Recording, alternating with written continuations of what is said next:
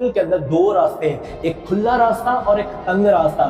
पूरी दुनिया को परमेश्वर ने बुलाया तंग मार्ग के ऊपर चलने के लिए, और तंग मार्ग के ऊपर चलने के लिए जो गली टाइट है, जो एक ऐसा रास्ता जो टाइट है, उस पर आपको एक मोटा इंसान कभी नहीं चल सकता, कभी भी उस पर मोटा इंसान नहीं चल सकता। जस्ट फॉर एग्जांपल दुनियावी वे में बता रहा हूं कि उसमें मोटा इंसान नहीं चल सकता, उसको अपनी चर्बी को कम करना पड़ेगा और नैरो गेट के थ्रू उसको जाना पड़ेगा पतला होकर। आज बहुत सारे मसीह लोग हैं जो अपने गुनाह की ओर ध्यान नहीं दे रहे, लेकिन हाँ वो सारी कचरे वाली चीजों को साथ लेकर चल रहे, वो सारी बदकारी और गुनाह को और वो ऐसी चीजों को कि मानो खुदा उन्हें नहीं देना चाहता। उन्हें बस इस संसार का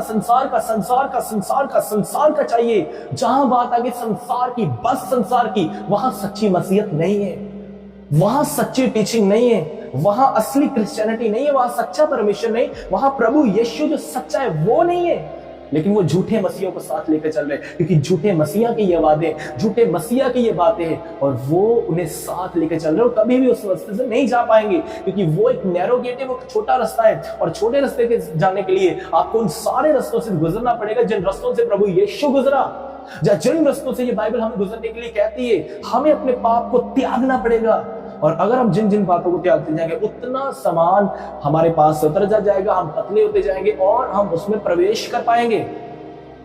लेकिन अगर आपको हो कि सब कुछ साथ लेके चले जाओ, ये सही नहीं है, ये सही नहीं। हमें ध्यान देना पड़ेगा अपने उद्धार की ओर, हमें ध्यान देना पड़ेगा अपने जीवन की ओर, हमें ध्यान देना पड़ेगा अपनी जिंदगी की ओर, क्योंकि शैतान गुमराही ला रहा है। और वचन में लिखा है बहुत सारे चुने हुए भी, बहुत सारे जिनको चूज किया गया खुदा के द्वारा, वो भी भटकाए जाएंगे। देखिए, शानो शौकत की ओर देकर, चमक धमक की ओर देकर, बड़ी मिनिस्ट्री की ओर देकर अपने फेथ को मत डाउन करे, और जो आपके पास है उसको खराई से बस थामे रहे। खुदा ने आपको जो सच्चा कलाम दिया उसको खराई से थामे रहे, क्योंकि सच्चाई अक्सर थोड़ी होती है, सच्चाई अक्सर छुपी रहती है, लेकिन झूठ जब फैलता है वो पूरे संसार का चक्कर लगा के आता है। लेकिन हाँ, एक टाइम आता है जब उसका दी एंड हो जाता है। झूठ देखने में अच्छा, झूठ सुनने में अच्छा है, झूठ जब बढ़ता है तो वो एकदम से बढ़ता है, लेकिन जब बैठता है तो फिर नहीं उठता।